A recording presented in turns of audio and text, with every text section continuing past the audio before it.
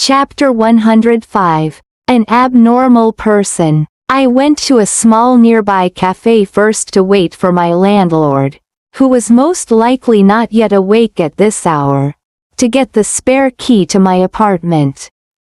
After ordering a dish, I became aware that no one in the shop had noticed my absence since they didn't ask me where I had been. I was relieved as I didn't have to come up with any explanations. Lord, how can I tell the truth to everyone as I have promised you? It seems that no one will believe me, I lamented silently. Why did you accept your mission then? A voice responded to my thoughts. Well, because I thought that it was a very important matter, I replied. Right, so go ahead and do it, the voice replied. I'm afraid that everyone will think that I'm insane, I admitted. If you want to accomplish this task, you can't be normal. If you were just a normal person, you would never have received this opportunity. You must accept that you will be regarded as abnormal in the eyes of most people. But one day when they accept and believe in what you say, they won't think of you as being abnormal anymore. And actually, at the moment on Gaia, the real abnormal people are the ones who think that they're normal, replied that voice. In the past, none of my representatives have been considered normal. They were all perceived as being insane. Do you know what they had to face? Some of them were insulted. People threw stones at them wherever they went. Some were considered rebels, so they were arrested and tortured to death. Some were born as princes but became homeless wanderers. Now that you've accepted to be my representative, you have to start serving like one, and to prove that you are worthy of my name by completing this mission. All right, I'll try. I watched the television in the cafe for a while until I thought I had waited long enough to contact my landlord, who should now be up. Aren't you going to work today? The shop owner asked when I went to pay for my dish. I know I'm late today, but I'll go in a bit later, I replied. I noticed that everyone was looking at me in a strange way, so I quickly left the cafe and went straight to the apartment. Good morning, I'd like the spare key to my room 354, please. I'm afraid I lost mine, I told the apartment manager in the office when I arrived. Oh, are you the guy on the news that got lost in the forest? She asked. Lost in the forest, I repeated to gain some time to think. Oh, right. Yes. Yes. But now I'm back, I answered quickly.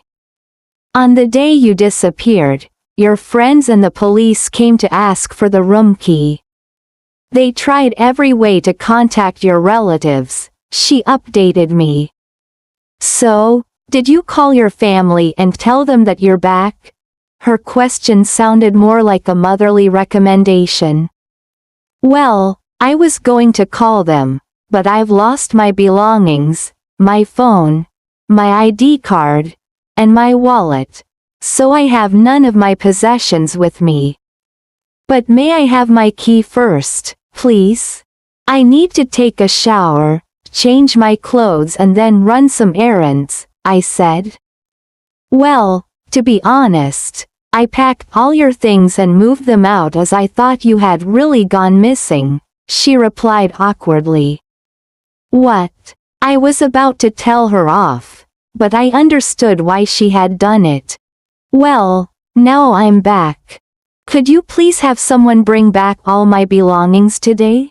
I said, remaining calm. By the way, could you show me where my things are now? I'd really like to take a shower and put on some fresh clothes.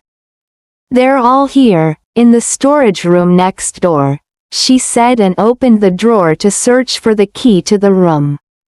I'm sorry for the inconvenience, but let me show you where, she said, accompanying me down the hall to the storage room. I went into the storage room, opened my suitcase, and selected some work clothes as well as a few personal essential items. "So, can I take a shower around here? I'm in a bit of a hurry to get to the office," I said. "No problem, the bathroom is around the corner," she answered. I quickly showered, brushed my teeth, shaved and got dressed for work. At that moment, I returned to be Tim, a graphic designer and salaryman earning less than 20,000 baht per month and living in a cheap room. "Please kindly arrange to have my things brought back to my room?" "I'll return here tonight," I said to the manager as I walked past her office. "No worries," she replied. "I'll take care of it." I took the bus to my office, and although it was already late morning, there was still a traffic jam. I arrived at the office around 11 o'clock, and when I walked in, all eyes, stunned and bewildered, turned and stared at me. "Tim, where have you been? Do you know that we've been searching everywhere for you?" Oren was the first to yell at me as soon as he saw me. Everyone in the company gathered around me, bombarding me rapidly with many questions.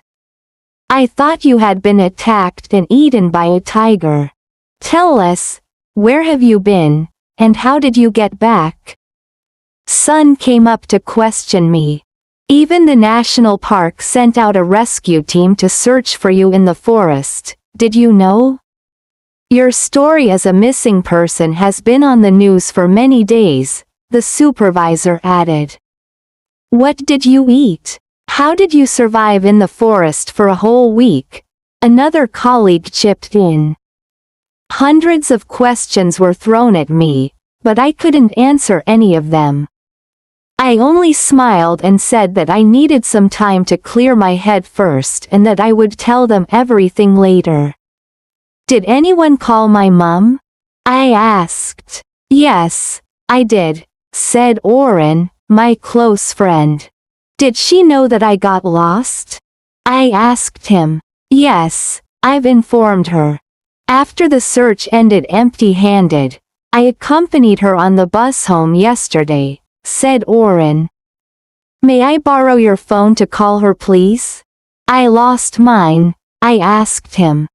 When my mom answered the call and heard my voice, she broke into tears amidst cries of joy from family members at the other end of the line. "Mom, stop worrying. I'm fine. I'm not hurt, not even a scratch. In fact, I'm already back at work. I'll come and visit you as soon as I can take some days off, okay?" I tried to calm her down. She seemed to be relieved, and after talking for a while, I hung up. "Boss, may I have another day off? I have to get organized and reapply for my lost personal documents," I asked my boss after hanging up the phone with my mom. "Don't worry, Tim," she replied understandingly. "Take a few days off until you feel better before coming back to work." "Did you call your credit card company and had your card temporarily frozen?" Oren interrupted. "That wasn't necessary. I know that no one there would be able to do anything with my card anyhow," I replied spontaneously, accidentally giving away more than I wanted to. "Where is this place? Don't trust them too much. These people in the forest may not be what you think they are," Oren commented. "Don't worry.